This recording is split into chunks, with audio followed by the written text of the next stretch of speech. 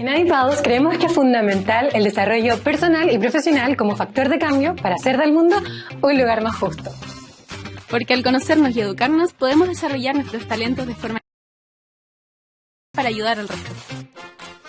Este es un espacio para cuestionar, reflexionar y aprender sobre las temáticas que tanto te interesan, junto a expertas y expertos de diferentes áreas. Esta segunda temporada viene recargada e inspirada por las diferentes escuelas de Adipa, con nuevas secciones e invitados que te sorprenderán. ¿Qué esperas? Dale play a esta nueva aventura.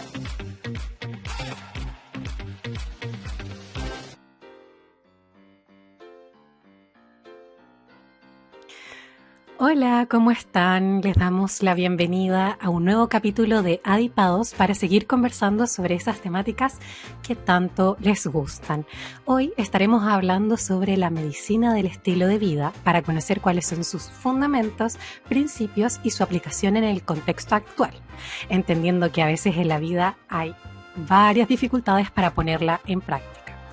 Antes de presentar a nuestro invitado, voy a presentar a mi querida compañera, nuestra psicóloga, Clau Rojas. Hola Clau, ¿cómo estás? Muy bien, ¿y tú, Cami? Muy bien, entusiasmada. Es un tema que creo que hace tiempo queríamos traer al podcast y hoy por fin se concreta. Es verdad, súper interesante y no lo habíamos conversado antes, ¿cierto? Exacto. Pero antes de seguir con la dinámica y partir con las secciones, vamos a presentar a nuestro invitado. Hoy estaremos hablando con Cristóbal Carrasco, psicólogo de la Universidad de Viña del Mar, cuenta con un magíster en neurociencia social y es integrante de la Sociedad Chilena de Medicina del Estilo de Vida. Cristóbal también divulga contenido en su cuenta de Instagram, cristobal.carrasco.psicólogo, y ejerce su práctica clínica desde la vereda del mindfulness. ¿Cómo estás, Cristóbal? Bien, contento. Muchas gracias por la invitación. Encantado de compartir ideas de estas disciplinas que, si bien en el mundo han ganado mucha fuerza, aquí en Chile todavía les falta un poco de vuelo. Así que me alegra poder colaborar en eso. ¿Les parece si damos inicio a nuestra primera sección? Esta se llama Adipadamente, Cristóbal, y te cuento de qué se trata. El objetivo es que te podamos conocer más allá de la faceta profesional y nos encontremos con la persona real que está detrás de Cristóbal. Y esto lo vamos a hacer por medio de algunas preguntas de respuesta rápida, que la idea es que no se pasen del minuto, pero ahora ya estamos cada vez más flexibles con el tiempo.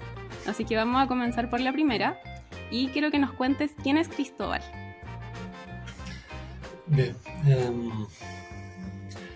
creo que Cristóbal es un ser humano cambiante, extremadamente curioso, que creo que mucha de la satisfacción que tiene en su vida es derivada de esa curiosidad y también bastantes de sus tropezones. Y también creo ser alguien en esa curiosidad creo yo que ser alguien con un gran amor por el aprendizaje, y eso creo que se expresa en la manera en que enfoco mi trabajo, en la diversidad de cosas, pero también se expresa en mis intereses personales. ¿Sí? Tengo muchas hobbies, si se quiere. ¿Sí? Cristóbal, siguiente pregunta. ¿Cómo te acercaste a esta área de estudio y práctica? Esta puede ser más de un minuto, obviamente. Sí, la viví personalmente. Mi primera experiencia personal, como pasé por una depresión, y afortunadamente creo yo que me encontré con esta clase de herramientas, con la meditación, con el yoga y con esto que ahora le llamamos estilos de vida saludables, pero que en el mundo del yoga es parte de una filosofía de vida. Entonces, primero me encontré con eso. Vi lo que hizo conmigo, de alguna manera tuve la experiencia de ciertos cambios que mi entorno me hizo saber de que eran un poquito fuera de lo común en términos de personalidad, en términos de la rapidez de los cambios, a pesar de que era la adolescencia, que es un periodo de muchos cambios, fue como con signos de exclamación en mi caso. Mucho tiempo después, en una búsqueda por la coherencia entre mi vida personal y mi trabajo profesional, descubrí, y fue a través de la neurociencia en realidad, que tanto los hábitos de estilo de vida como estas prácticas de meditación tenían sustento en la evidencia científica, y eso significa que han demostrado beneficiar a muchas más personas. Que siempre yo he tenido el recato que en el fondo lo que a uno le sirve como persona no necesariamente es lo que a todos les va a servir ni lo que debiéramos ofrecer como herramienta profesional de ayuda. Exacto. Bueno, más adelante seguramente nos vas a contar más sobre todo esto de respaldo científico, ¿no es cierto? Totalmente, sí. Vamos con la tercera pregunta, que yo creo que va muy ligada a lo que ya nos estabas explicando un poquito, y es: cuéntanos cuál es el aprendizaje más valioso que has adquirido estudiando el mindfulness o vida saludable. Sí, en este sentido creo que lo más valioso estudiándolo formalmente ha sido descubrir una vez más que hay muchas más cosas en las que tenemos en común entre todos los seres humanos, o entre muchos seres humanos, que las que tenemos como diferentes. Y en ese sentido, por eso decía, hay una experiencia personal que de a poco he ido descubriendo que tiene el respaldo de haber beneficiado a miles y miles y miles, y eso me hace sentir, digamos, a nivel de aprendizajes más personales, cercanía, ¿no? Y creo que es una enseñanza que aprendo todos los días. Qué interesante, muy, muy significativo igual, lo encuentro. Nuestra siguiente pregunta, queremos como que nos cites un ejemplo. Yo que tengo TDAH siempre tengo cosas a mano que estoy tocando y me sirven para regularme. Por ejemplo, ahora que estamos grabando estoy todo el tiempo tocando este cole. ¿Tienes tú algún objeto que te ayude a llevar tus prácticas de mindfulness? Sí, a eso en mindfulness le llamamos anclas de atención. Y la propuesta tradicional del mindfulness es usar sensaciones físicas como anclas de atención. Y la sensación física más común es la respiración, que es algo que siempre llevamos con nosotros, y así como las demás sensaciones corporales, por ejemplo la sensación de las manos, la sensación de los pies. En mi caso personal ocupo la respiración, digamos el sonido, las temperaturas, los movimientos asociados al respirar, que son algo que siempre está sucediendo, y es algo muy parecido a tener algo en la mano que estamos tocando. Claro. Mira, qué bueno el término ancla. No lo había escuchado. Me gustaría que más adelante pudiésemos conversar sobre esto. Y como última pregunta de esta sección es que a nuestra audiencia nos gusta mucho recomendarle cosas. Por eso te queríamos consultar sobre algún libro o película que aborde esta temática y que a ti te guste mucho. Sí, sobre lo que vamos a hablar hoy día creo que el mayor referente que, digamos, actual es Nazaret Castellanos. Tiene un libro muy lindo que me emocionó bastante, a pesar de que es un libro sobre neurociencia. Ella es muy emotiva para hablar sobre neurociencia. Se llama El espejo del cerebro. Y es un libro sobre la neurociencia de la meditación, pero que también tiene muchas pintas personales de su experiencia, y creo que logra unir el mundo humanista con el mundo científico de una manera bien interesante y profunda. Muchas gracias. Encuentro que cuando la gente es muy apasionada por lo que hace, puede plasmar sus conocimientos de esa forma como tú lo describes. Gracias también por permitirnos conocerte un poquito más, y con esto ya podemos dar inicio a nuestra segunda sección, que se llama ¿Qué pasa en el mundo? Te explicamos un poquito. Tratamos de analizar noticias relacionadas obviamente a la temática de este capítulo, pero antes te queremos hacer preguntas para introducir el tema ante nuestra audiencia que nos está viendo o escuchando. Y cuando estábamos haciendo la pauta, le consulté a Clau qué le parecía esta pregunta, porque cuando leí que tienes formación sobre medicina del estilo de vida, noté que es un concepto totalmente nuevo para mí. Cuéntame de qué se trata y cómo se relaciona con tu trabajo de psicólogo clínico. Bien, buena pregunta. La medicina del estilo de vida, digamos formalmente, es una rama de la medicina basada en la evidencia científica que busca prevenir, tratar y en ocasiones revertir enfermedades crónicas por medio del cambio conductual en diferentes áreas del estilo de vida, que son la alimentación, el ejercicio físico, los hábitos de sueño, el consumo de sustancias nocivas, digamos tabaco, alcohol, etc., las relaciones interpersonales y la gestión del estrés. Es un marco de trabajo clínico general, también tiene una rama más en términos más macros, pero sobre todo es un enfoque de trabajo interdisciplinario que considera estas áreas para tratar enfermedades, tradicionalmente las enfermedades crónicas, pero también en esta última década, creo yo, se han empezado a incluir mucho más sobre la mesa estas enfermedades mentales comunes, que es el estrés, la ansiedad, la depresión, como parte de ese foco posible de esta disciplina.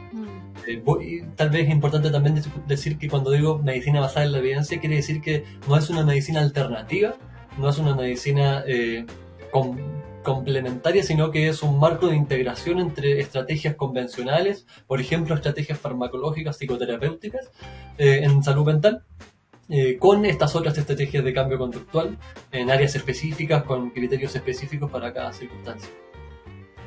Me gusta mucho este enfoque porque toma a la persona como un todo, más que separarlo en cada hábito y mandarlo a un especialista diferente, como que se aborda de una forma súper holística, que es como somos en la vida misma, ¿cierto? Sí, total, creo que es de los movimientos a nivel internacional que más justicia le hace a esa palabra holístico. Sí, sí. Sí, plenamente de acuerdo. Considero que existen muchas creencias cerradas en torno a estos temas, como por ejemplo que el mindfulness está en contra de tratamientos farmacológicos, que no es así, ¿cierto? Entonces, en esta línea, ¿qué es y qué no es el mindfulness? Sí, el mindfulness, digamos, hay que hacer varias líneas, ¿no? Hay que poner varios niveles para poder como enfocarlo de una manera correcta, creo yo. Y es la razón por la cual yo suelo compartir no solamente sobre esto, sino también sobre estas otras áreas para señalar su importancia. Y dentro de estos 6 pilares de la medicina del estilo de vida, la gestión del estrés es uno. ¿Sí? Entonces creo que partir diciendo eso, ¿no? Es una estrategia dentro de la constelación de estrategias que necesitamos para ayudar a las personas, dependiendo de la necesidad de cada una. Y dicho eso, el mindfulness es una disciplina con enfoque clínico también, diría yo. Sin embargo, generalmente las intervenciones, por ejemplo, el programa de reducción de estrés basado en mindfulness que yo ofrezco, no es una intervención directamente clínica, pero sí tiene resultados terapéuticos que puede complementar muy bien los tratamientos convencionales de los que estábamos hablando antes, ¿no? Los que todos conocemos en los especialistas, ¿sí? Y es interesante, el mindfulness es un movimiento que viene de los años 70, que surgió digamos que fue formulado más de frentón por Jon Kabat-Zinn, que era un practicante de meditación budista zen, que en un retiro de meditación, que son experiencias comunes en el budismo, que uno se retira en silencio a un lugar, medio que a no conversar con nadie y practicar un montón, lo que vamos a conversar que practican, le cayó como la inspiración, ¿no? Como que le cayó la teja, podríamos decir, de que esto podría servirle a los pacientes, sobre todo a aquellos pacientes en el hospital donde él trabajaba, que no respondían suficientemente bien a los tratamientos, ¿no? Y en los 70, donde todavía no estaba bien establecido, y me gustaría decir que hoy día sí lo está, pero estamos en ese camino, pero aún en Estados Unidos todavía no estaba bien establecida la importancia de la gestión del estrés para el manejo de enfermedades crónicas. Hoy, al menos intelectualmente está establecido, tal vez en nuestros sistemas de trabajo y los sistemas de salud nos faltan pasos, pero en ese tiempo sí que no estaba presente. Entonces él propuso la noción del mindfulness como una manera de, una propuesta laica de ofrecer herramientas concretas de reducción de estrés a estos pacientes, y lo definió de la siguiente manera. Lo definió como el ejercicio de prestar atención de manera deliberada, es decir, a propósito, con una actitud particular, que es una actitud sin juicios, y a un objeto en particular, que es el momento presente. Prestar atención deliberadamente, sin juicios, al momento presente. Y podemos traducir eso, en primera instancia, por ejemplo, con lo que ya mencionamos de la respiración, que hay algo lindo que se dice sobre la respiración, de que es tan buen objeto de atención y de entrenamiento porque nunca podemos respirar ni en el pasado ni en el futuro. Solamente podemos respirar ahora. Por lo tanto, cuando le prestamos atención a las sensaciones del respirar, estamos prestando la atención al momento presente. Lo interesante, esto viene entonces de una raíz, uno podría decir, oriental, pero es una propuesta en un contexto hospitalario, clínico, formal, y esta definición es la que es la base de todas las definiciones operacionales para poder estudiar esto en la neurociencia y en distintas ramas de las ciencias de la salud. Así que el mindfulness es esto, ¿no? Es una capacidad humana universal de prestar atención con estas características y con esta actitud particular, y no es muchas cosas. Y es desafiante porque desde los 70 hasta ahora creo yo que a mucho más que la medicina del estilo de vida se ha expandido, y se ha expandido, creo yo, para bien de la noción de la importancia del estrés, ¿no? De la importancia de la gestión del estrés, pero toda masificación tiene un costo consigo, y a esto, de hecho, a la masificación, al costo de la masificación, ¿no? A estas personas que comparten, asumamos con las mejores intenciones, parte de estas herramientas con un enfoque tal vez que no es el más adecuado, o que incluso puede llegar a hacer daño, y les puedo comentar algo sobre eso.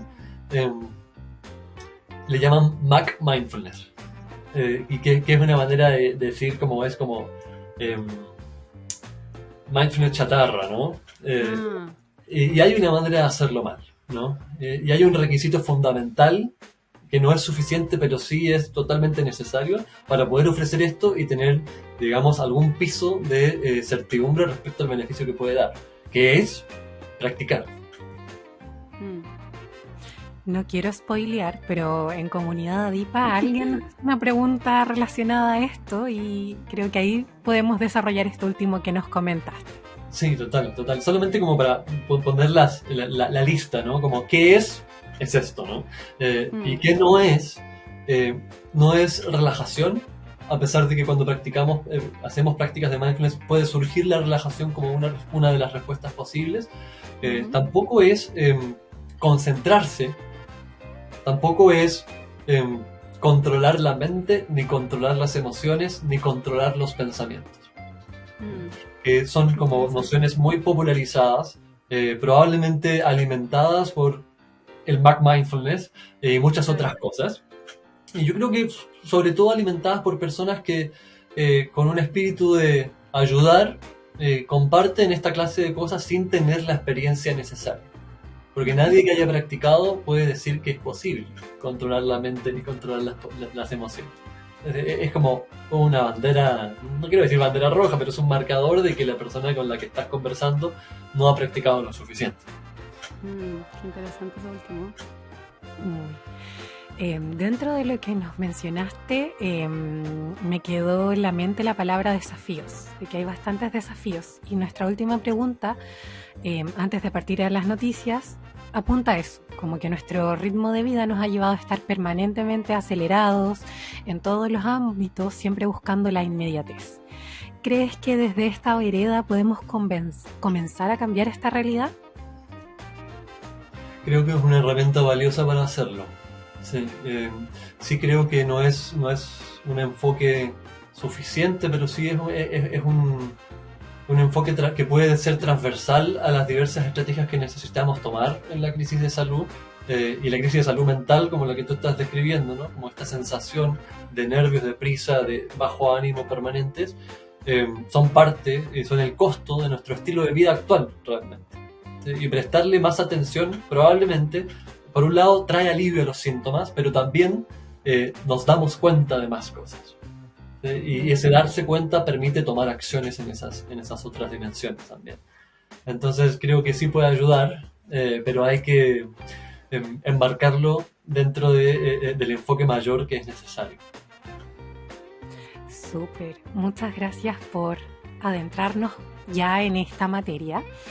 Y respecto a la sección de noticias, nosotras quisimos hacerlo en esta ocasión de una forma diferente y estuvimos investigando tus redes sociales, específicamente tu Instagram, en el cual encontramos material muy valioso.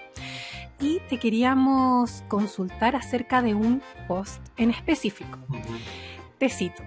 Dice, es obvio que reducir el estrés requiere detenernos y bajar el ritmo. Lo que no es tan obvio es lograrlo. Requiere dedicar tiempo a aprender cómo hacerlo y entrenarlo con paciencia. Es que lograrlo. Lo que no es tan obvio es que lograrlo requiere dedicar. Sí. Cuéntanos, ¿a qué apuntabas con esto? Sí.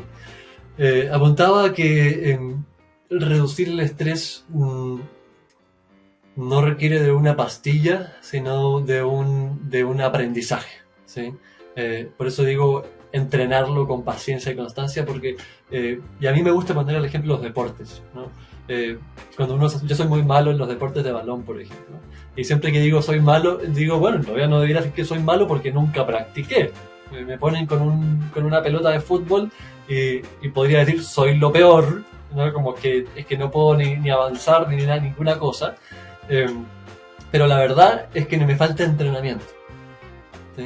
Y en este sentido también podríamos aplicarlo respecto a la regulación emocional y la gestión del estrés, ¿sí? Como un principio sobre el cual empezar a conversar, ¿sí? No es que reducir el estrés no se puede lograr realmente a nivel de la raíz del problema del asunto, solo con esta estrategia, ni solo con estrategias farmacológicas, ni solo, es un problema multidimensional.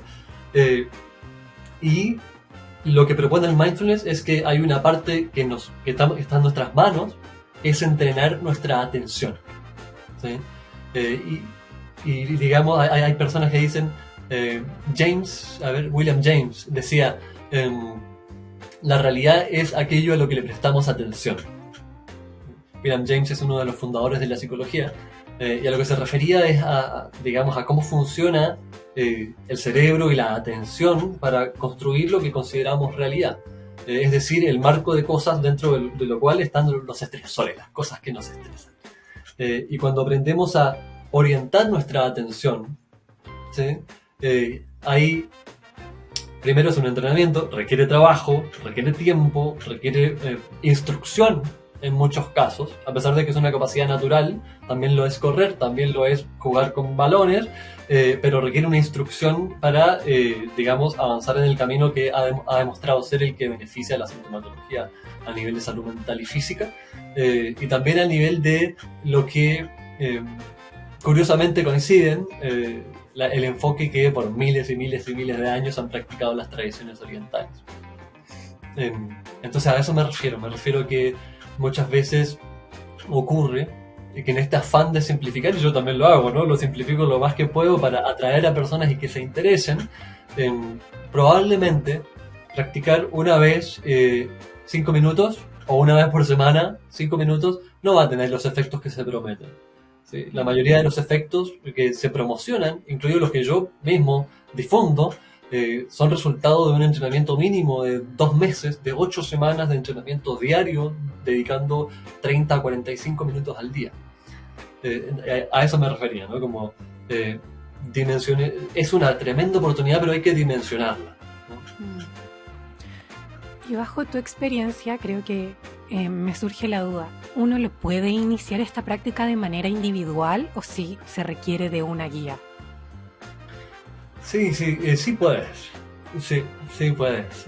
Yo diría, sí puedes, pero depende del estado de salud en el que te encuentres, ¿sí? Siempre se dice, este tipo de entrenamientos, cuando son así de intensivos como lo que estoy describiendo, no son convenientes cuando uno está en periodos críticos, ¿no? Cuando uno está teniendo crisis vitales, está en periodos de duelo, está con emociones muy fuertes, angustia muy fuerte, tristeza muy fuerte, porque es un ejercicio de tomar conciencia, ¿no? Es un ejercicio de enfocar aquello que estás sintiendo. Entonces, no en todos los casos, en algunos sí, pero no en todos los casos es recomendable empezar solo si es que estás en un momento especialmente difícil, ¿sí? Para esos momentos especialmente difíciles, la psicoterapia convencional entendiendo, digamos, que esto ya es cada vez más convencional, ¿no? Pero la psicoterapia que todos conocemos y la psicofarmacología son el camino a seguir. Luego se verá cuándo tiene el mejor momento este tipo de entrenamientos, y aún así, y podemos conversarlo más adelante, en la psicoterapia el tipo de atención que le prestamos a la conversación puede ser considerado también mindfulness. Igual me hace sentido porque lo que tú mencionabas anteriormente me hacía ruido y yo lo veo más por el lado de incorporar hábitos, de cambiar tu estilo de vida, ¿no es cierto? Entonces, si estás pasando por un periodo tan crítico como el que tú describes como un duelo, no es el mejor momento para cambiar toda tu forma de vivir porque estás pasando por una crisis muy fuerte. Entonces sí tiene mucho sentido.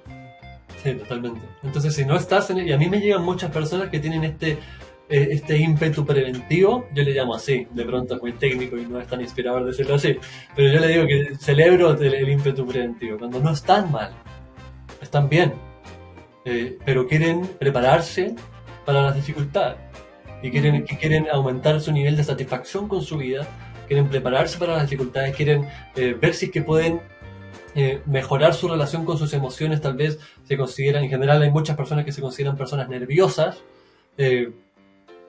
pero que tienen esta atracción como esto me puede ayudar con esto, ¿no? El mindfulness creo que me puede ayudar, la meditación, el yoga creo que me puede ayudar con esta cosa, es que yo soy nervioso, ¿sí? Y en ese sentido, en ese momento donde hay mayor estabilidad, es un excelente momento para entrenarse. Es el mejor momento para entrenarse. A veces no estamos bien y entrenarnos nos va a ayudar. Pero el mejor momento, digamos, es sin duda cuando tienes la estabilidad necesaria como para hacer cambios de hábitos, ¿no? Para desestabilizar un poco el sistema.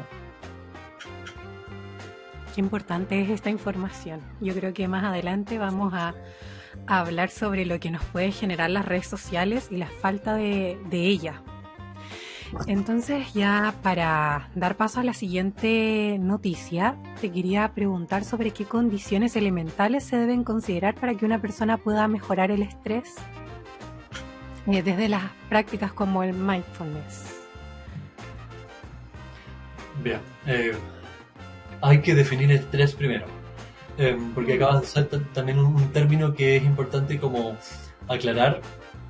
Mejorar el estrés, reducir el estrés, regular el estrés. Siempre vamos a hablar de que hay dos tipos de estrés, ¿no? Como en la caricatura explicativa, que creo que es muy útil. Hay un estrés que es completamente, los dos son completamente naturales, pero hay uno que es natural y saludable, que es lo que llamamos estrés agudo, ¿sí? Que es cuando hay una situación que amerita que prendamos las alarmas y no, digamos que no nos relajemos, sino que salgamos para afuera y vemos qué está pasando y resolvamos situaciones, ya sea para nosotros o para otros. ¿Sí? Hay situaciones legítimamente estresantes, objetivamente estresantes, que nos requieren por supervivencia o por cualquier otra necesidad, ¿sí? De las que necesitamos para mantenernos vivos y saludables. Y ese es el estrés agudo.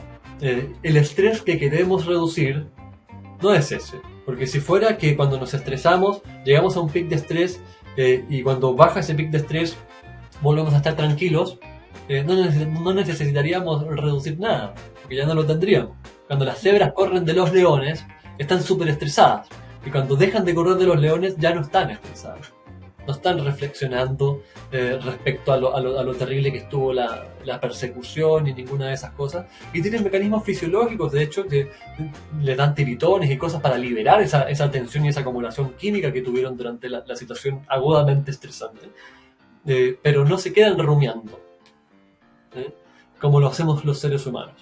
O al menos eso es lo que creemos y pareciera por las consecuencias de salud que tienen. Así también los chimpancés, ¿sí? Entonces, el otro estrés es cuando esa curva que sube de tensión y de tensión, alerta, alarma, no baja, ¿sí? Y se mantiene arriba, y es lo que llamamos estrés crónico. Y ese es el estrés que está asociado a las enfermedades crónicas más prevalentes, es el estrés que está asociado a las enfermedades mentales más prevalentes, y es el estrés que tenemos que atender, ¿sí? Entonces, cuando digamos mejorar el estrés, no es no estresarse, ¿no? Que es muy importante tener la capacidad de responder ante la vida, sino es atender a esta problemática del estrés crónico, del estrés sostenido continuo, ¿sí? Que en general hay un componente mental ahí involucrado que le llamamos la divagación o la rumiación mental, ¿no? Hay pensamientos que tenemos, maneras de interpretar las cosas, miedos fundados en todo el espectro de emociones que nos hacen sostener ese estrés que ya terminó, esa situación que ya terminó, nos hacen sostenerla en nuestra mente. Y el cuerpo, digamos, la realidad para el cuerpo es aquello a lo que le prestamos atención. Así es que si la atención está puesta en esa imaginación, ¿sí? En ese recordar, en ese anticiparse de situaciones imaginarias que podrían pasar, que es algo en lo cual vivimos mucho tiempo, de hecho la mayoría de nuestro tiempo según los estudios, ahí es cuando vienen las consecuencias. Entonces, me preguntaste, ¿qué puede hacer el mindfulness para ayudarnos en este desafío, ¿no? Que es un desafío colectivo, pero también es un desafío que necesariamente implica este elemento individual. Es justamente ayudarnos a tomar conciencia de cómo funcionamos, ¿sí? Pero no tomar conciencia de cómo funcionamos desde el punto de vista intelectual solamente, que sí que hay algunos esquemas que se pueden compartir derivados de la psicología que todos conocemos, sino acercarnos en la experiencia, ¿sí? Acercarnos en la experiencia hacia al conocer cómo reaccionamos ante la vida, ante los eventos de afuera, ante los eventos de adentro, conocer cómo interpretamos las cosas y lo automáticamente que interpretamos las cosas, ¿sí? Lo rápido que surgen los juicios, ¿no? Los comentarios, las opiniones mentales sobre los eventos que ocurren, ¿no? Y decimos, esta persona está gritando para molestarme. En vez de decir hay una persona gritando. De alguna manera el mindfulness lo que ofrece es desarrollar la capacidad de hacer pausas, ¿sí? Hacer pausas en las cuales poder tomar conciencia de lo que está pasando afuera, de lo que está pasando adentro, sin emitir juicios de manera apresurada. Cuando hacemos pausas y somos capaces de describir de alguna manera, primero una pausa no verbal, pero después también en los entrenamientos de mindfulness entrenamos también la capacidad de describir lo más fielmente a la experiencia posible, a la experiencia directa que le decimos, lo que nos pasa en las sensaciones, lo que nos pasa en las emociones y lo que nos pasa en el pensamiento, ¿sí? Estableciendo cierta distancia, como para poder decir, estoy teniendo un pensamiento de que esto no me gusta nada, de que por qué siempre es lo mismo. Tienes que establecer cierta distancia para transformarte en ese observador de ti mismo. Y ese es el entrenamiento fundamental del mindfulness. Y como decía, esta es una pieza dentro del puzzle, ¿sí? Que necesitamos, pero es una pieza fundamental para, yo le digo así, para realmente conquistar la libertad interior respecto a nuestras emociones y también la libertad interior respecto a las circunstancias externas, porque si bien hay estresores objetivos, la libertad que sí tenemos es cómo las queremos interpretar, cómo las queremos procesar voluntariamente y qué hacemos también con las reacciones emocionales que no elegimos, que nos pasan con el mundo exterior, y poder hacer esas distinciones entre estos 4 elementos. Entonces sí que nos puede ayudar, sí que nos puede ayudar. Es un tremendo entrenamiento y no lo digo yo, no lo dice solo mi experiencia personal, también mi observación clínica, pero aún más que eso, la observación de miles y miles y miles de estudios alrededor del mundo a través de las distintas poblaciones, que eso es lo sorprendente realmente. Sí, la siguiente noticia tiene mucha relación con lo que mencionaba sobre los tipos de estrés, ¿no es cierto? Y cómo funcionan. Recientemente Radio Bio publicó un artículo titulado ¿Cómo funciona el cortisol, la hormona del estrés, y de qué forma afecta tu día? En él, además de explicarnos el mecanismo hormonal que está a la base del estrés, ¿no es cierto?, menciona que es muy importante mantener un equilibrio en la carga de esta hormona, ya que de lo contrario podemos vernos enfrentados a dificultades con nuestro sistema inmune, por ejemplo, para conciliar el sueño, entre otras consecuencias. Y también entrega algunas recomendaciones prácticas, como evitar algunas sustancias, algunas comidas también, hacer ejercicio físico, mejorar las horas de sueño, que nos dabas algunas luces de eso al inicio del capítulo, ¿cierto? Y ahora sí voy con la pregunta. En tu trabajo como psicólogo, Cristóbal, tú ejecutas y también enseñas el programa de reducción del estrés basado en mindfulness o MBSR, ¿cierto? Por las siglas en inglés. Ajá. Cuéntanos de qué se trata y cómo nos puede ayudar a mantener el cortisol bajo control. Bien, eso es interesante. Sí, o sea, primero, las recomendaciones que estabas señalando son justamente recomendaciones de estilo de vida, ¿sí? Uh-huh. Son tremendamente relevantes. Creo que ese artículo también apunta como al lado oscuro de la cuestión. Es que no solamente hay elementos mentales en nuestros estados de estrés, sino también hay hábitos de estilo de vida, de alimentación, de hábitos de sueño, y no me acuerdo cuál más mencionaste, que están colaborando activamente a la producción de cortisol, digamos, a la respuesta de estrés fisiológica, aunque no nos demos cuenta, ¿no? Cuando estamos comiendo unas papas fritas ultraprocesadas, cuando estamos comiendo gaseosas, cuando estamos comiendo nuggets, pizzas, como este tipo de alimentación que nadie podría defender en términos de salud, sin embargo que es muy común en nuestra cotidianidad, son alimentos que promueven estados de estrés crónico en el organismo. con todas las consecuencias que ello tiene. Y no solamente eso, sino, bueno, muchas otras cosas. Entonces, no olvidar de que esos elementos también son fundamentales. Respecto al programa de reducción de estrés, es un programa que enfoca particularmente esto que conversábamos antes, ¿no? Como emprender el camino mediante prácticas formales e informales de mindfulness, que ahora les puedo contar de qué se trata, para aprender a prestar atención a nuestra experiencia directa, al momento presente, con una actitud sin juicios y de manera deliberada, ¿sí?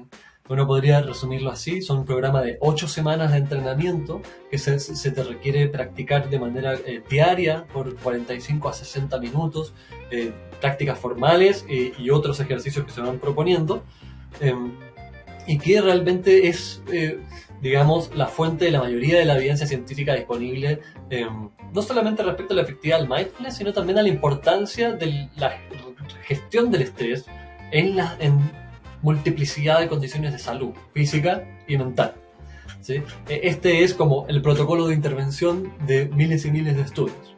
Y yo siempre digo eso porque tiene que ver con una dosificación, ¿sí? Pero también tiene que ver con las herramientas específicas. Estas son las prácticas que lo han demostrado, y hay infinidad, un infinito imposible de nombrar respecto a prácticas de meditación, dando vueltas sobre todo en redes sociales.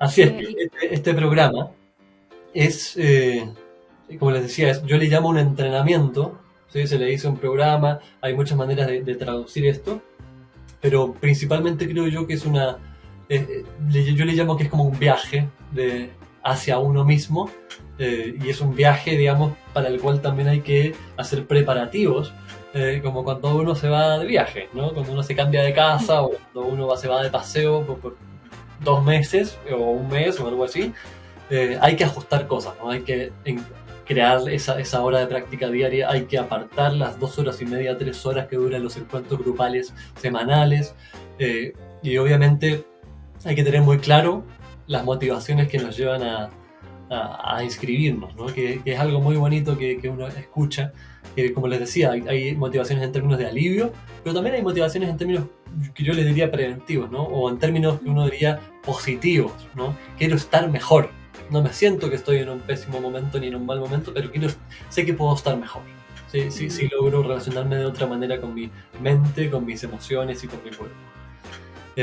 Así que bueno, esa sería como una panorámica respecto a lo que es en particular.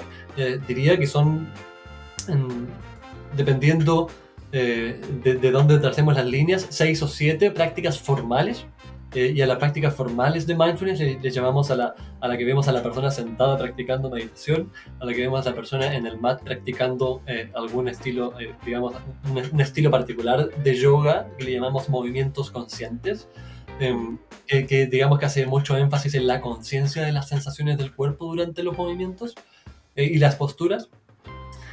A eso le llamamos prácticas formales, lo que se nota que estás practicando, ¿no? Estás cerrando los ojos, estás haciendo estas cosas. Y las prácticas informales, que son igualmente importantes, yo diría que más importantes, pero que se necesitan mutuamente, son las actividades cotidianas que nosotros podemos elegir para prestarles este tipo de atención que le prestamos a las prácticas formales. También se lo podemos prestar, por ejemplo, a comer, ¿sí? Al acto de comer cotidiano, por ejemplo, al acto de respirar cotidianamente, ¿no? No necesitamos sentarnos y establecer un montón de condiciones que tal vez para la práctica formal sí lo necesitamos, pedirle a las personas con las que convivimos: voy a estar un rato haciendo esto, por favor no me interrumpas, o cosas así.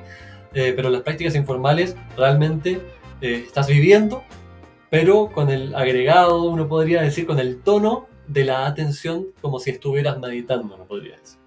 Entonces, yo diría que la práctica informal realmente es la vida, ¿no? Y que la podemos visitar, nuestra propia vida, en términos de cuánta atención y de qué tipo le prestamos a nuestra vida. Y eso, sí, esas son como las 2 clases de prácticas que ofrecemos en el programa, sumado a los encuentros grupales, que son muy dialógicos, ¿no? Son muy conversacionales, y practicamos también el habla y la escucha como una manera de práctica de atención. respecto de lo que tú me mencionas de todas las prácticas que implican el programa de reducción del estrés, hay muchas personas que dudan de la efectividad de este tipo de tratamientos, pero la evidencia dice lo contrario, ¿no es cierto? Cuéntanos un poco sobre esto. Uh-huh. Sí, ahí yo tengo una patita en el mundo de la investigación. Y tal vez la palabra tratamientos hay que matizarla. Es sin duda una intervención que ha demostrado ser muy efectiva. Pero, como les decía, es un programa que sirve de complemento a los tratamientos que han demostrado ser de primera línea, ¿no? Sobre todo cuando hay ya diagnósticos establecidos. Dicho eso, creo que tienen razón en desconfiar. Yo desconfío con ellas, siempre. De hecho, creo que en el entusiasmo, y esto me lo enseñó, hace un tiempo me lo mostró Francisco Villalón, que es un investigador en mindfulness aquí en Chile. De hecho está formulando un programa, digamos, especialmente situado. Es un tremendo trabajo, podrían tenerlo aquí en el podcast. Bueno, Francisco me señaló un programa que hicieron gigante. Muchos niños, de hecho, en escuelas entrenaron a profesores para que hicieran un programa de mindfulness en sus cursos, y resultó que el programa no solamente mostró no tener efecto, no beneficiar a nadie, sino que en algunos casos mostró, digamos, perjudicar a los niños, ¿no? E incluso los profesores se sentían incómodos porque en realidad medio que no se sentían identificados con lo que estaban enseñando y todo esto. Y el punto central ahí, hay muchos puntos centrales, pero uno de los puntos centrales es el entrenamiento del instructor, ¿no? Y a estas personas les entrenaron un fin de semana. Si es que no, un día, no me acuerdo, pero fue un periodo de tiempo acotadísimo, ¿no? Y que fuera un mes, que fueran 2 meses, o sea, corto. Ninguna profesión es posible de ser entrenada en tan poco tiempo. Menos aún, y si lo ponemos en comparación con el deporte, alguien te dice, es que llevo 2 meses practicando fútbol. Tú no vas a ir que te vaya a entrenar y te enseñe cómo se juega el fútbol, ¿no? Sobre todo si es algo que a ti te importa mucho, ¿no? Y que te compromete. Tal vez vienes de una familia de futbolistas y quieres ser bueno y quieres poder, qué sé yo, no sé qué. Pero bueno, soltemos esa metáfora, ya me hartó. Entonces, en el mundo del mindfulness pasa mucho esto. Creo yo que con la masificación del movimiento, con la promesa que genera la evidencia científica, es más fácil no detenerse a mirar cuáles son las condiciones requeridas. Y una de esas condiciones requeridas es el compromiso con la práctica del instructor. El compromiso y el tiempo. ¿Sí? ¿Por qué? ¿No? Y hay muchas maneras de entenderlo. Primero, porque la experiencia en primera persona te da una diversidad de experiencias posibles con cada práctica, de que te es más fácil empatizar con lo que a la persona a quien le estás enseñando le pueda estar pasando, ¿no? Que es fácil, que no es fácil, que me pasa esto, que me distraigo, que hago esto, que no sé qué. Hay un espíritu de la práctica, uno podría decir, que es puramente experiencial y que no puede ser transmitido en libros ni en palabras. Sí, cuando tienes la experiencia y hablas con alguien y señalamos la misma cosa, sabemos que estamos hablando de la misma cosa. Y esto es verdad con el mindfulness como con cualquier actividad artística, por ejemplo, ¿no? Esa cosa que se siente cuando haces arte, cuando haces música, ¿sí? Entonces, ese elemento es uno de los énfasis de la formación actual. Yo me formé en la institución que está, digamos, bajo la tutela de Jon Kabat-Zinn, el creador del programa de reducción de estrés, que es la base de todas las demás intervenciones basadas en mindfulness que se han formulado y que han sido probadas por la ciencia. Y uno de los énfasis de esa formación es la experiencia y es el entrenamiento en las competencias de los instructores, ¿no? Y dije algo respecto a las prácticas formales, pero en la conversación, uno podría decir en la clase, el profesor tiene que ser una referencia respecto a las cualidades que queremos practicar, cada quien en sí mismo. Entonces, si hay un profesor que no está atento a sus propios juicios respecto a lo que la otra persona le dice, que alguien te diga que esta cuestión no funciona, va a reaccionar de una manera en que la persona probablemente se va a sentir juzgada. Y estamos practicando el no juicio. Esto pasa mucho, ¿no? Es que tú no lo estás haciendo bien, es que no sé qué, y empezamos a dar razones para decirle a la persona que lo está haciendo mal, ¿sí? Cuando en realidad la persona está aprendiendo, ¿sí? Y este camino no termina nunca. Y no podemos saber, no sé si estoy todavía aquí. Sí. ¿Sí? Bien. No podemos saber en primera persona cómo lo está viviendo. Sí podemos ayudarla a acercarse lo suficiente para que sea capaz de describirla. Cuando es capaz de describirla en los términos más concretos posibles, está practicando. Pero para eso tú tienes que estar atento a ti mismo, en el acto de la comunicación y el diálogo. Tienes que haber tenido experiencia contigo mismo en algo similar a lo que la persona te está contando y te está consultando, y lo que tú estás enseñando, por supuesto, y así con un montón de otros factores. Entonces yo desconfío con ellas porque es muy fácil hacer un curso de un fin de semana, 2 fines de semana, 1 mes, 2 meses, 3 meses, 4 meses, 5 meses, y considerarse a uno mismo, ahora sé mucho más que antes, voy a enseñarlo. Y no es suficiente. Para siquiera empezar con la formación del MBSR, tienes que tener, no me acuerdo si 1 o 2 retiros de meditación en silencio, de mínimo de 5 días. Tienes que tener una práctica sostenida durante un tiempo determinado. Y si es que no la tienes que comprometerte a hacerlo, y hay como un acompañamiento en ese sentido. Y el camino de formación completo es largo. Entonces, creo que está bien que desconfíen, creo que tienen que revisarla, digamos, tanto en términos de cuánto resuenan con la persona con la que quieren aprender, como en los papeles formales, ¿sí? Tal vez los psicólogos tenemos ya cuidados desde antes. Si hay un psicólogo o una psicóloga que quiere aprender esta clase de cosas, ya tenemos una formación en términos conversacionales, uno podría decir, y clínicos, que nos permite enfrentar esto como una herramienta. Pero aún así, yo me atrevería a decir que si tú no practicas, no vas a poder transmitir. Muy interesante esta lectura que tú haces de la duda, ¿no es cierto? Y Cristóbal, como la noticia que estamos analizando termina con recomendaciones prácticas, me gustaría que esta sección termine de la misma forma. ¿Qué le recomendarías a alguien que quiera adentrarse en el mindfulness por primera vez? Sí, un buen comienzo son las meditaciones, los audios de práctica guiada. Yo tengo muchos, yo ahora no los tengo colgados, pero pronto los volveré a tener colgados. Todos los instructores de los programas solemos tener los audios más cortos disponibles para todos. Creo yo que los talleres pequeños de introducción al mindfulness son buenas instancias para tener un gustito, consultar sobre lo que surja, aclarar nuestras dudas y preconcepciones, sacar, digamos, de la cancha al back mindfulness y todas esas cosas. Así que claro, para aprender yo sugeriría, si es que estamos en un momento emocionalmente estable, sugeriría aventurarse con algunos audios, pero siempre en la mira de encontrar un instructor, sobre todo para el inicio del camino. Esa sería mi sugerencia.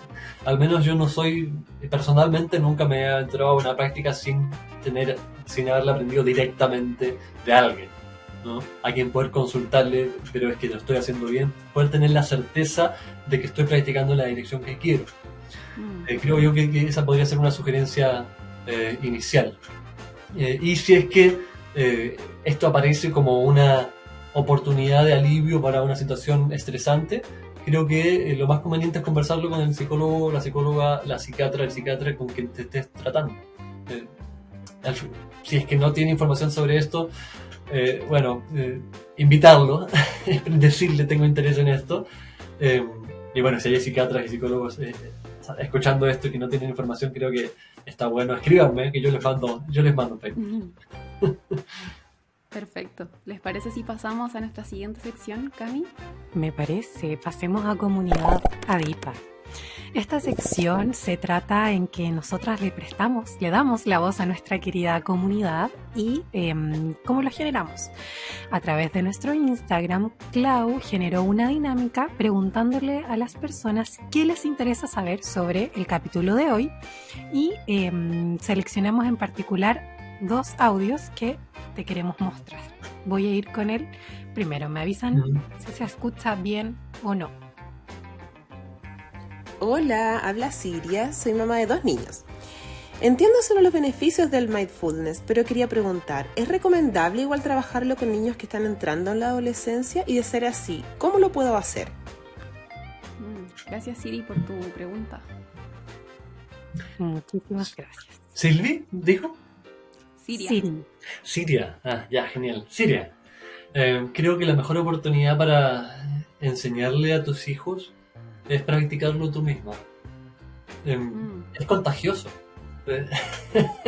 Creo que esa podría ser la mejor sugerencia que te puedo hacer.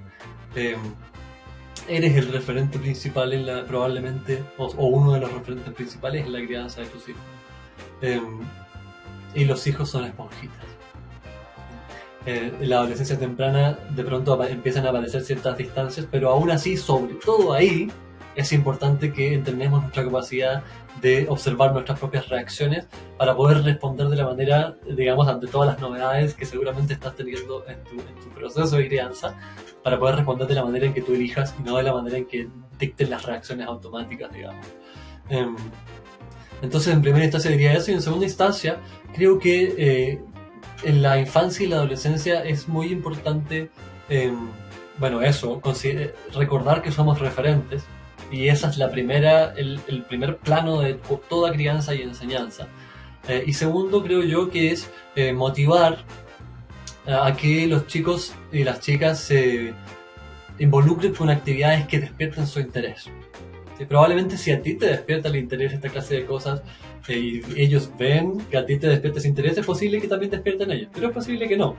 Y recordar que el mindfulness no es otra cosa que prestar atención de manera deliberada, una actitud sin juicios al momento presente. Y eso puede ser realizado de infinitas maneras, ¿sí? El arte, el deporte, la lectura, todo eso que captura la atención va a entrenar la capacidad de foco, la capacidad de atencional de tus niños de la manera que probablemente estás queriendo. Entonces yo diría, bueno, si se interesan, fantástico, pero más que eso yo diría permitir que se involucren, motivarlos a que se involucren, empujarlos lo necesario con respeto y paciencia. Va a ser algo mucho más beneficioso, porque no solamente van a tener la experiencia de tener estas experiencias de atención plena, ¿no? De mindfulness, las van a tener ahí donde se interesen, sino que además van a tener la experiencia de que tú los estás apoyando en lo que a ellos les interesa. Eso podría Igual ser. creo que la actitud de centrarse en el presente sin emitir juicios es un pilar súper poderoso para fortalecer un vínculo, especialmente en la adolescencia. ¿No es cierto? Totalmente. Sí, así es. ¿Vamos, Cami? Voy con con la la siguiente? segunda. Sí, voy con la siguiente. Hola, soy Ada y la verdad es que respecto a este tema hay una cosa que me causa duda. En las redes sociales se ve mucho que se promueve esta práctica. Entonces mi pregunta es, ¿cómo puedo distinguir entre consejos reales o sanos de la falsa información? Bueno, y hablamos un poquito sobre esto, pero Ada, creo que tal vez el nivel de certeza sobre con qué se habla. ¿Sí? Una persona, los instructores, digamos, con la formación necesaria, no aseguramos beneficios. No aseguramos que sea para todos, ni que sea para ti, ni que es la solución definitiva al problema. De hecho, me hicieron una pregunta al principio, y no digo que esta es la mejor manera de enfocarlo, pero para mí me da urticaria responder sobre un detalle cuando ese detalle no tiene sentido sin el resto del cuadro.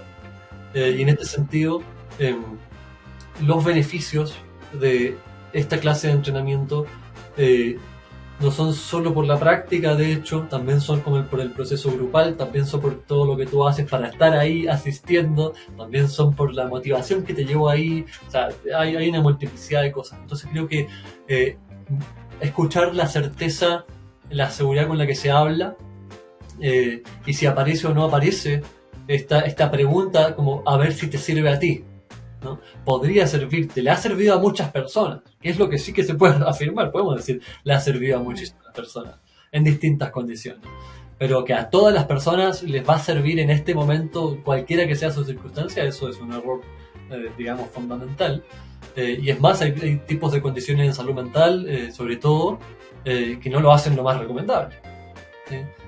Hay investigación muy interesante sobre eso, pero como decía, es un complemento a los tratamientos ya establecidos. Si no estás en una condición que requiera tratamiento, lo mejor es que empieces a explorar, ¿no? y que encuentres un instructor por quien te sientas no solamente guiada, sino comprendida y escuchada. Y en ese sentido creo que pueden ser buenos criterios para distinguir en la práctica la cuestión, aparte de lo que ya dijimos, ¿no? No es control mental, control de pensamientos, control de las emociones, relajación, concentración. Esas son todas, digamos, como las banderas de lo que no es, que solemos poner en primer plano cuando presentamos esta clase de prácticas. Súper importante. Bueno, le agradecemos a Ada y a Siria por sus audios y a ti, obviamente, Cristóbal, por responder a sus inquietudes. Y creo que es hora de pasar a nuestra última sección, que es micrófono abierto. Esta sección, Cristóbal, es potencialmente polémica, porque generamos preguntas que son en ese tono. Entonces, la idea es que tú te explayes al responder. Y vale. Vamos a escoger, tú vas a escoger un número del 1 al 4 y esa es la pregunta que será revelada. Vamos. 3. Ya, la número 3 dice: ¿crees que la medicina de la salud se enfrenta a barreras culturales y sociales que dificultan su adopción y aceptación generalizada? ¿Medicina de la salud sería medicina del estilo de vida, como en esa línea? Claro. Ajá. ¿Barreras culturales y sociales? Sí. Sí, creo que hay muchas. No le llamaría barreras, yo le llamaría desafíos. Desafíos ante los cuales no tenemos las respuestas definitivas. Es una pregunta que suele surgir. Y creo que surge también desde la desesperanza. Porque de alguna manera la situación en términos de estilo de vida en general, no solo de estrés, sino también en términos de alimentación, de nuestros hábitos de sueño, de las estrategias de regulación emocional fallidas que implementamos todos los días, como el uso compulsivo de redes sociales y de Netflix y sus amigos. Creo que genera una sensación, una desesperanza que es parte del problema, ¿no? Porque justamente decíamos, ¿no? Las condiciones de salud mental más prevalentes son la ansiedad y la depresión. Son situaciones que te hacen sentir atrapada de una manera u otra. Y ese sentirse atrapada, otra manera de nombrarlo, es sentir la desesperanza de que no es posible. Es que no es posible mejorar. Y yo diría, bueno, estoy seguro que es posible, pero mucho más lento de lo que quisiera. Creo que yo soy un entusiasta del poder de los cambios individuales, y cuando digo individuales no me refiero del individuo, sino de todo lo que implica el individuo con su comunidad, con la comunidad a la que pertenece. Cuando tú te entrenas, por ejemplo, en mindfulness,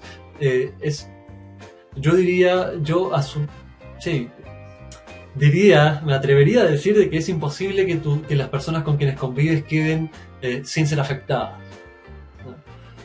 No puedo decir si positiva o negativamente, pero cuando tú te das cuenta de tu vida, también te das cuenta y prestas más atención a la manera de comunicarte con el resto y a la manera de comunicarse del resto en las situaciones cotidianas, y eso tiene un impacto inmediato en la convivencia, y desde la convivencia a los círculos sociales y laborales más amplios, y desde los círculos laborales más amplios, entonces creo yo que más lento que lo que nuestra mente quisiera, pero va a tener un efecto, digamos, inevitable. Puede tener un efecto inevitable.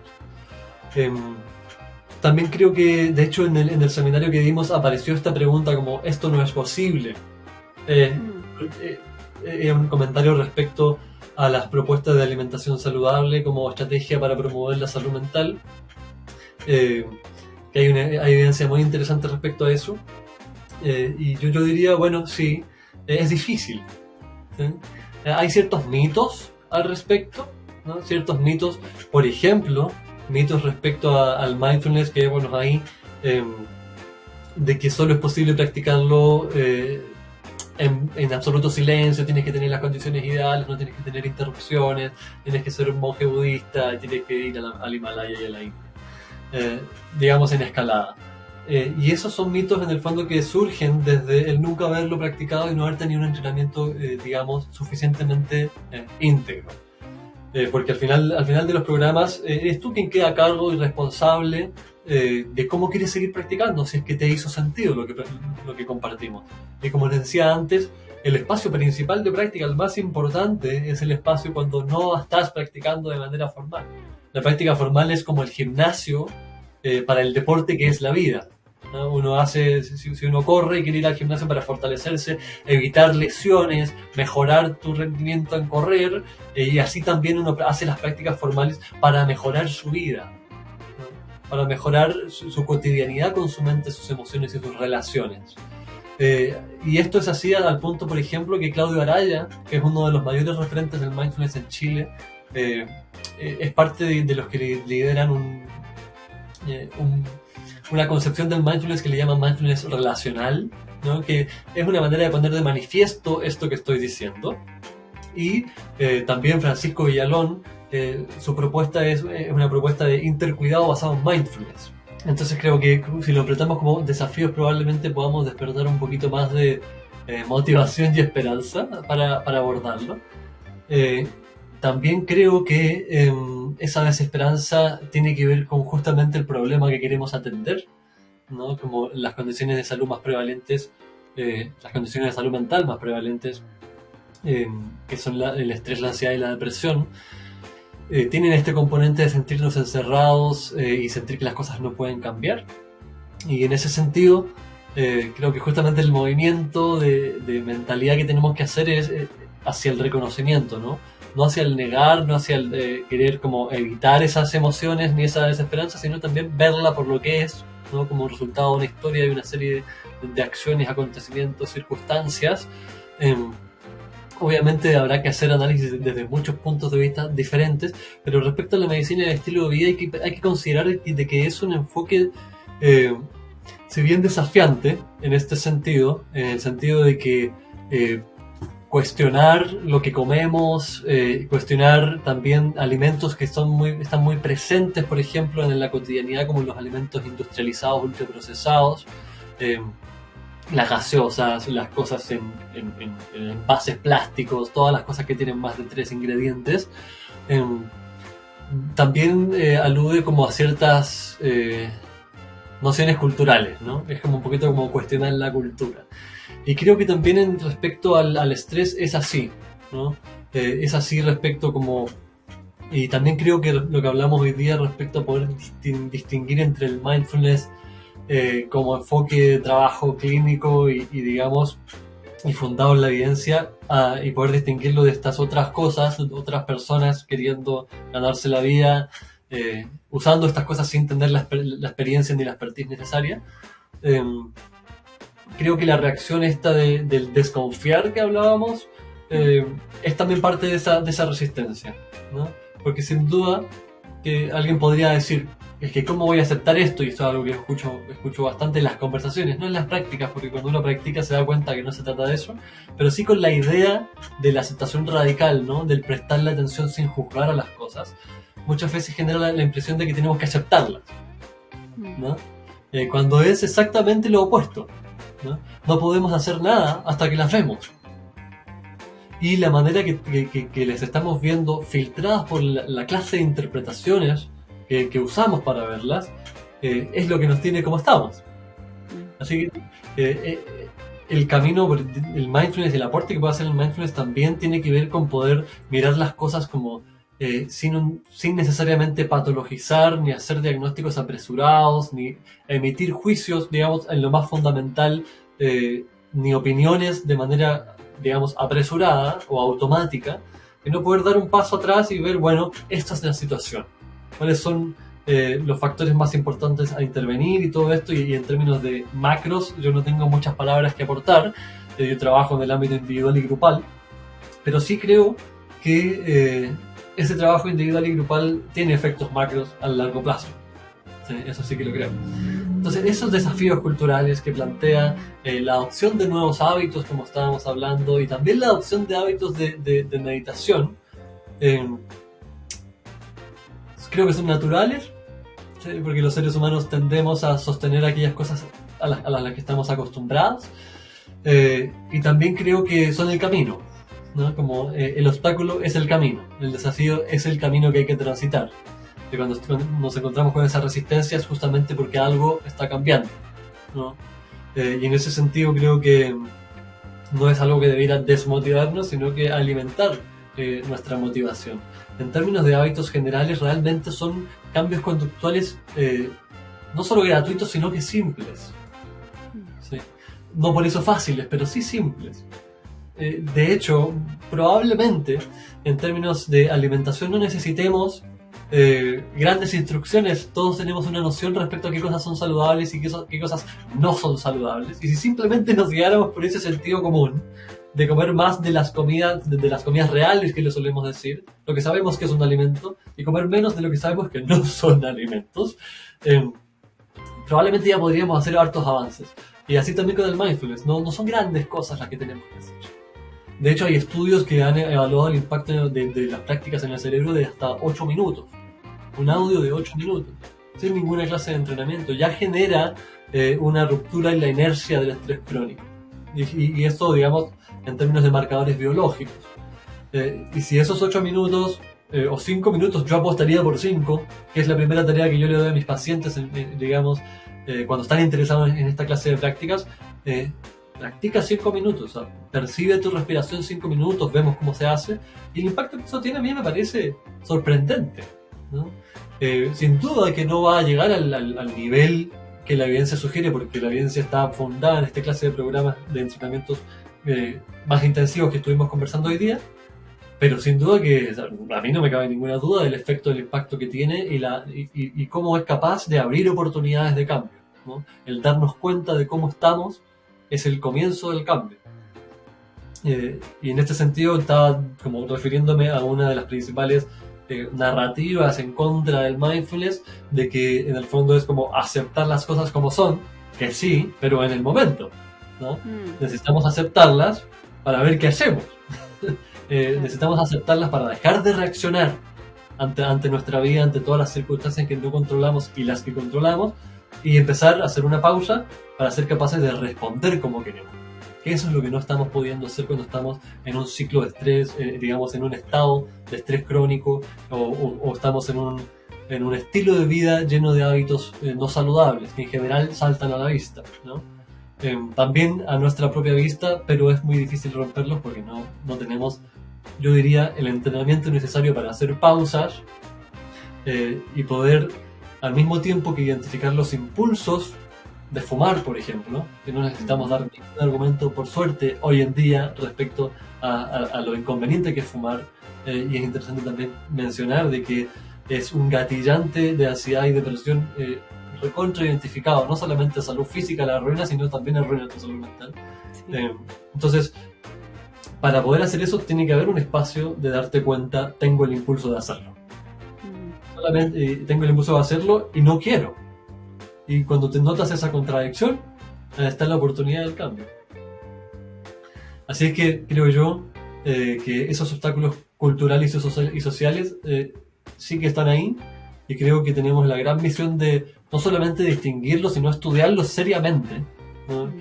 Utilizar el aparato de la ciencia para entender de la manera más precisa y compleja, haciéndole justicia a la complejidad de todos los fenómenos culturales y humanos, para poder trazar caminos, ¿no?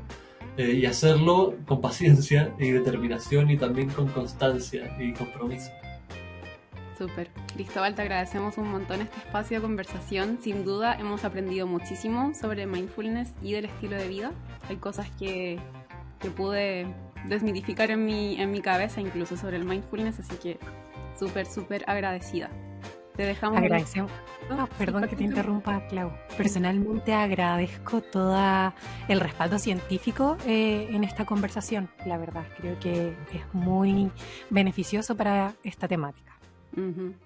Exactamente, sí. Te dejamos, Cristóbal, el micrófono abierto para que te despidas de la audiencia, le cuentes sobre tus próximos proyectos y tus redes sociales para que puedan seguirte, ¿cierto? Sí, ya, muchas gracias, Camila, Claudia. Bueno, agradecido también de la oportunidad de poder compartir sobre estos temas. Creo que, como les decía al principio, a nivel internacional, estos, tanto la medicina de estilo de vida como el movimiento del mindfulness bien entendido, tienen muchísima fuerza, ¿no? y han colaborado a mejorar la salud de millones de personas, pero aquí en Chile todavía estamos teniendo que agarrar vuelo, ¿no? Y parte de lo que comparto en mis redes sociales, bueno, es divulgación científica, un poco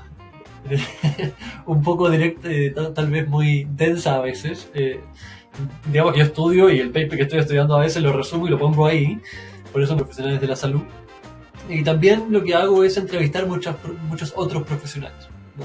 Expertos en otras áreas, investigadores, médicos, nutricionistas, psicólogos, etcétera. También para poder, creo yo, que acercar esta clase de prácticas y de comprensiones al nivel más humano. Y es algo que al menos la comunidad que se ha ido formando me suele agradecer. Y bueno, si bien requiere tiempo y dedicación, como ustedes bien saben, hacer cualquier cosa en redes es una dosis de energía importante. Creo que también es un aporte y tal vez una humilde competencia contra, digamos, los medios que muchas veces hacen exactamente lo contrario que ayudar a la salud de las personas. Entonces, bueno, eso en mis redes. Y respecto a mis próximos proyectos, bueno, yo atiendo en términos de psicoterapia, practico un enfoque de psicoterapia que yo le llamo integrativo porque incluye estas dimensiones que estamos conversando. Y en julio probablemente empecemos, en junio abriría las inscripciones para la próxima versión del programa de reducción de estrés basado en mindfulness. Ahora vamos, digamos, en la primera mitad del programa en curso, y probablemente durante junio abren las inscripciones para quienes se motiven, puedan entrar a mi perfil. Ahí hay una clase gratuita de 2 horas explicando de qué se trata todo esto, y que puedan unirse si así lo quieren y sienten que es un buen momento en su vida para aprender más sobre cómo prestarle atención a nuestra propia vida, sin emitir juicios, ¿no? Con una actitud abierta, una actitud amable. Así es que bueno, dejar la invitación tanto al espacio de psicoterapia para quien lo necesite como para el programa de reducción de estrés. ¿Cuál es tu red social para que a todos nos quede claro? Cristóbal Carrasco Psicólogo, cristóbal.carrasco.psicólogo. Súper. Bueno, a toda nuestra audiencia le queremos dar las gracias por escuchar este capítulo. Les recordamos que no se olviden de seguirnos, compartir, activar la campanita de notificaciones y recordarles que nos pueden encontrar en Spotify, YouTube, Google Podcast. Nos vemos hasta la próxima. Chao, chao.